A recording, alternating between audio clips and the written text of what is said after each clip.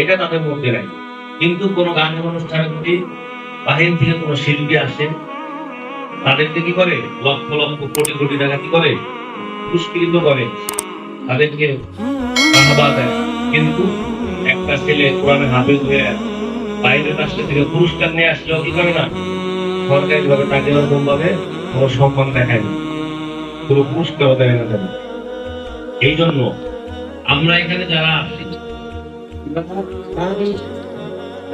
ছোট হোক, হাদিসের মধ্যে আছে কোন দানের ক্ষেত্রে যদি কেউ নিয়ত যদি খালেস থাকে, হাদিসে তো আছে যে তোমার নিয়তকে কি করো, খাঁটি করো, অল্প আমলি, লাগাতে জন্য যথেষ্ট। হ্যাঁ, এই দানের ক্ষেত্রে কেউ যদি দান করে, তার নিয়ত যদি খাঁটি থাকে, সহি থাকে, একটা যদি খুরমা খেজুর আল্লাহর রাস্তায় দান করে, আল্লাহ পাক রব্বুল আলামিন খুশি হয়ে উনি জানেন নেকি সব বাড়াইতে বাড়াইতে বহুত পরিমাণ করে দেন।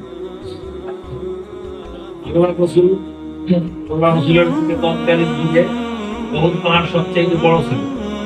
এই জন্য কোনো নেকির কথা আসলে, ভালো কাজের কথা আসলে, সবের পরিমাণ দেখানোর ক্ষেত্রে বহুত পাহাড় কি ব্যবহার করা হতো বেশি, ওইটাই সবচেয়ে বড় পাহাড়। এই জন্য আর যদি নিয়তের মধ্যে ঝামেলা থাকে, হাজার হাজার টাকা দান করলেও কি কিঞ্চিত পরিমাণ, চারবার পরিমাণ সবও কি মিলবে না। এই জন্য আমরা যতটুকু পারি, যে কোনো ভালো কাজে আমরা যতটুকু পারি, আমরা কি করবো, নিয়তকে সহি রাখা